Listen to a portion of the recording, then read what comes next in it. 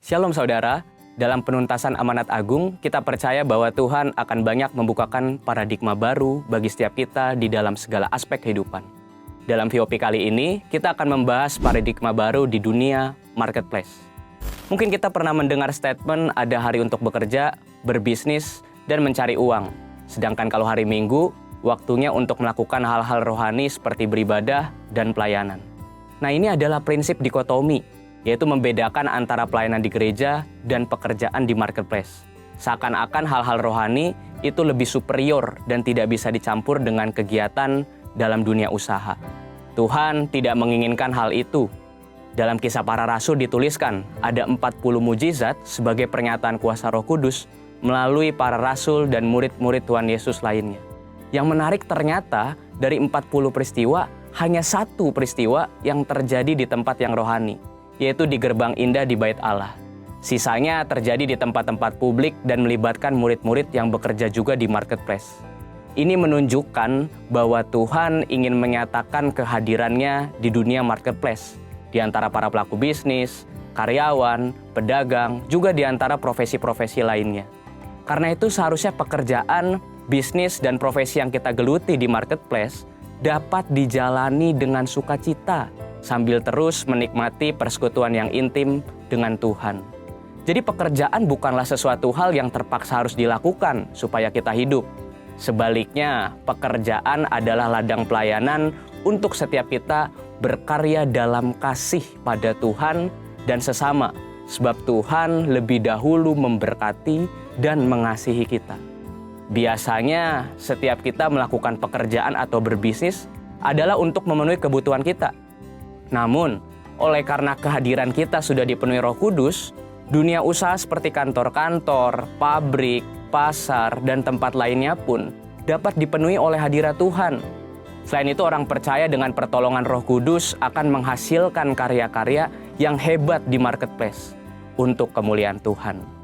Sebagaimana kehadiran Tuhan membawa berbagai berkat dan kemuliaannya di gereja, hadiratnya di dunia bisnis pun dapat membawa nilai-nilai kerajaan Allah, kuasa mujizat, bahkan keselamatan bagi orang-orang yang ada di sana.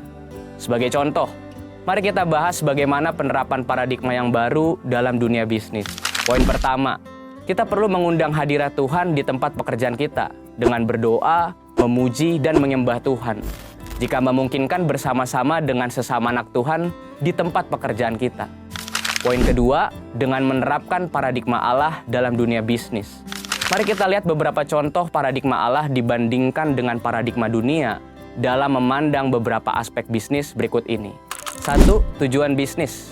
Paradigma dunia menekankan bagaimana memperoleh laba sebesar-besarnya dengan menghalalkan segala cara. Hal ini berbeda dengan paradigma Allah mengenai perolehan laba sebagai hasil dari efisiensi penggunaan sumber daya. Perusahaan memberikan produk atau jasa yang berkualitas sebagai pelayanan kepada masyarakat. Pengurangan kualitas yang tidak etis demi memperoleh keuntungan sebesar-besarnya tidaklah dapat ditolerir. Yang kedua, karyawan. Dunia menganggap karyawan sebagai modal manusia yang tidak berbeda dengan mesin atau modal yang dipaksa untuk memberikan hasil secara konsisten. Dalam paradigma Allah, karyawan dianggap sebagai partner bisnis yang dapat diberikan kesempatan untuk memiliki sebagian bisnis. Misalnya melalui program kepemilikan saham untuk karyawan. Yang ketiga, pajak. Dunia tidak asing dengan cara-cara penghematan pajak sekalipun melanggar ketentuan perpajakan atau menyembunyikan fakta yang sesungguhnya. Dalam paradigma Allah, penghematan pajak tidaklah salah selama memanfaatkan fasilitas yang disediakan oleh pemerintah. Nah, seringkali pertanyaan yang muncul setelah mengetahui paradigma Allah dalam berbisnis adalah, bagaimana mungkin saya mendapatkan untung jika melakukan hal-hal seperti itu? Dalam buku Business Ethics in Biblical Perspective karangan Michael E. Keverky, ditunjukkan hasil penelitian yang dilakukan terhadap 207 perusahaan selama 11 tahun. Hasilnya, 20 perusahaan yang menduduki ranking teratas adalah perusahaan-perusahaan yang menekankan pentingnya nilai integritas.